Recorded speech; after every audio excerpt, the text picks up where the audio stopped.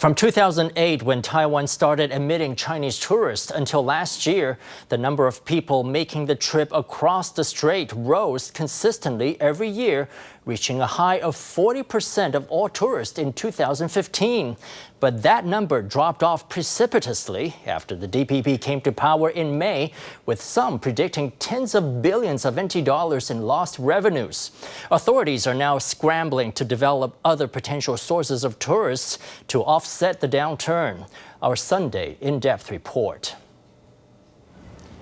This seafood restaurant in the Yehliu scenic area on Taiwan's northern coast used to be a favorite of Chinese tourists passing through the area.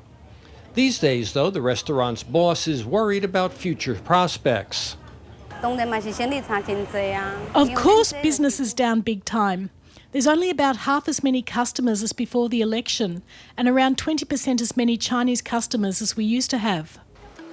Rumors have been circulating since the second half of 2015 that China would place quotas on the numbers of its Taiwan-bound tourists. Despite public assurances by the Taiwan Association of Travel Agents that no quotas were imposed, the accounting numbers of tourism-related businesses reveal an obvious decline. Tour group numbers were definitely affected by political factors. Some tourism operators said their business fell by 30%.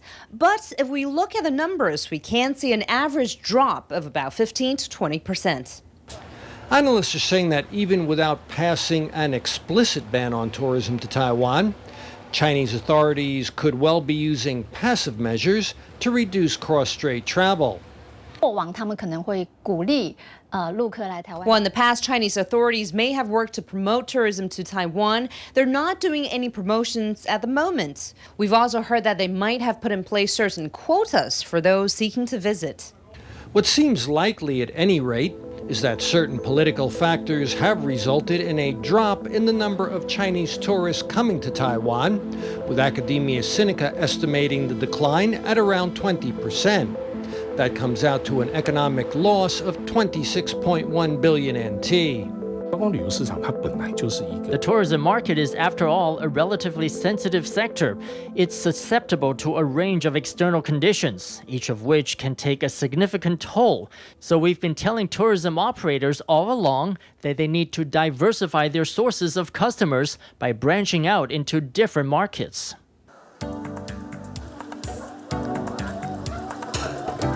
The mountain views and rich history on offer at Jiufen helped it claim the title of foreign tourists' favorite scenic spot.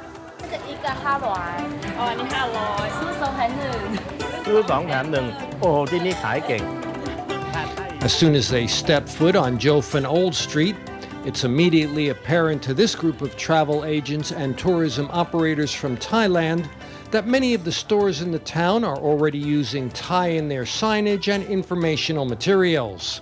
There are two types of Thai tourists. The first type includes those who like to shop. The other type includes those who like to visit historical sites. Jiufen is just the kind of place that this type likes.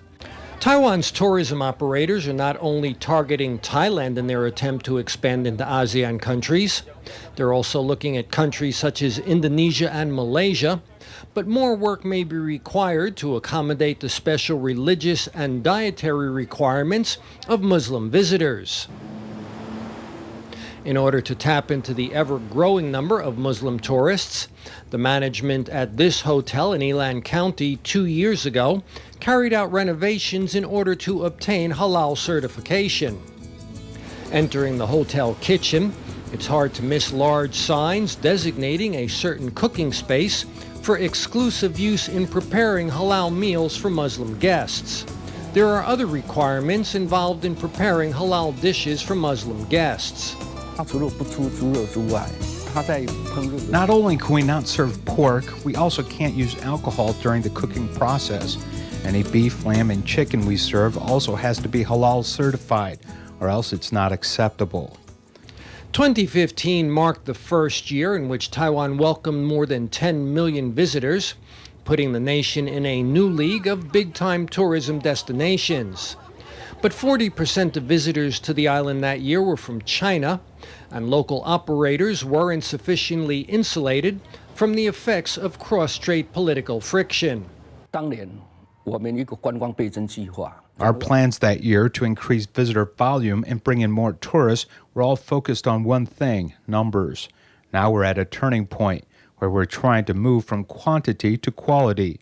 For instance, when Chinese tour groups came here, they'd go for meals with an average cost per person of between 120 and 150 NT dollars.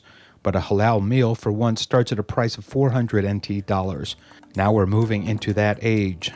Thanks to a shared language and culture, it is easy for Taiwan's tourism industry to target China, but an over-reliance on that one market led local operators to sacrifice other potential markets, as well as the opportunity for internationalization.